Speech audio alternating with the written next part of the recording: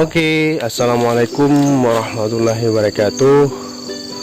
Ketemu lagi di KP2 channelnya para petani kita. Dan hari ini kita berada di kebun kelapa sawit. Ini kita memanenkan kelapa sawit. Jadi hari ini saya sudah kaya.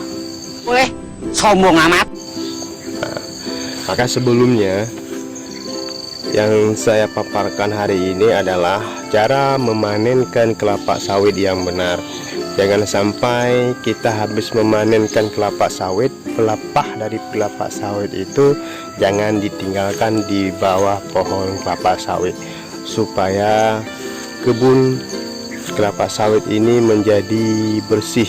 Kalau jadi bersih, nantinya di bawah pohon kelapa sawit itu kita isi pupuk kelapa sawit supaya kelapa besar buahnya.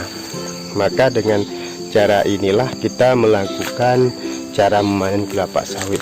Jangan ambil untung saja di kelapa sawit, tapi kita harus menjaga kebersihan kebun. Di bawah pohon itu harus bersih supaya nanti kita lebih mudah memberi pupuk untuk kelapa sawit.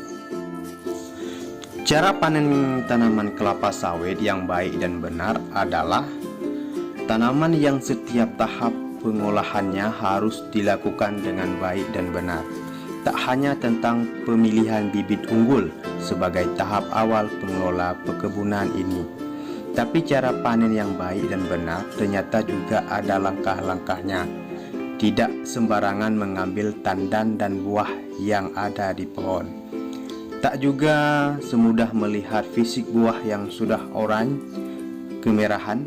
Ada beberapa langkah yang harus diperhatikan sebenar-benarnya jika telah sampai proses panen. Satu hal yang harus diperhatikan adalah pada saat Anda memanen.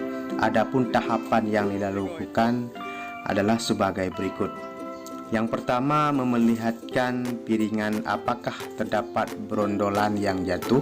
Kalau ada yang jatuh, pelepah harus dipotong dengan mempertahankan songgo 2. Jadi jangan sampai songgo ini jatuh karena akan merusak pohon kelapa sawit.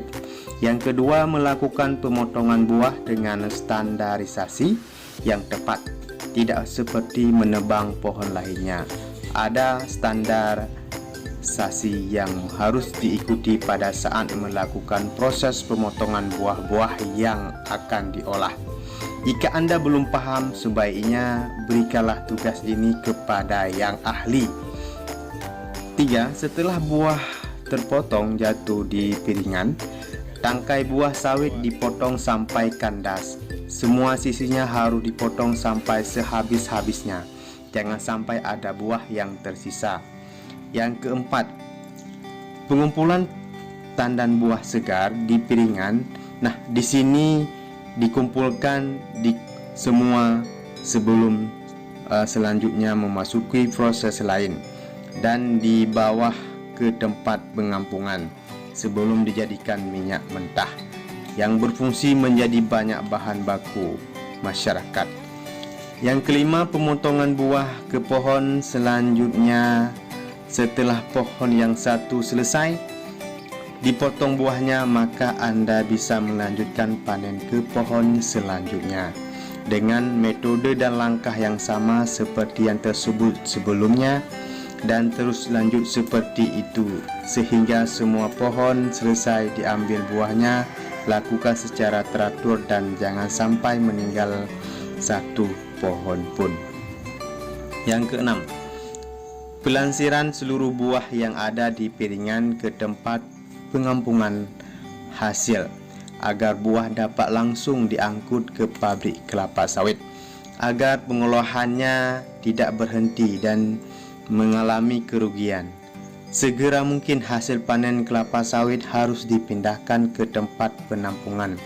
Jangan dibiarkan berlama-lama di tempat terbuka atau di sekitar area perkebunan. Dan jangan lupa potong semua pelepah dengan rapat. Batang jangan sampai ada yang tertinggal. Potong buah yang masak, tangkai buah dipotong rapat, tapi jangan sampai terkena tandan. korek dan songkrok semua berondolan yang tersangkut terselip di ketak pelepah. Susun pelepah di gawangan mati. Jika di tengah gawanan ada parit, kumpulkan berondolan tapi masih tetap di pinggiran dan bebaskan daripada sampah-sampah. Sesudah selesai panen acak daripada pepohonan, pemanen harus langsung mengeluarkan buah ke tempat penampungan hasil. Demikianlah penjelasan singkat tentang tahap dan metode panen kelapa sawit secara baik, benar dan mengikut prosedur perkebunan. Semoga dapat membantu Anda, para pengelola yang ingin menjalankan bisnis dengan sebaik-baiknya. Jika ada yang ingin ketahui seputar pertanian dan perkebunan sawit, tonton habis video ini. Semoga bermanfaat bagi para petani kelapa sawit. Kelapa sawit menghasilkan buah yang lebat, maka kita harus memelihara daripada kebun. Kita harus membersihkan kebun setiap 1 minggu 2 kali, dan jangan lupa kasih pupuk yang berkualitas. Dan jangan lupa guys, untuk subscribe channel ini supaya channel ini berkembang, khususnya kepada para petani kelapa sawit guys.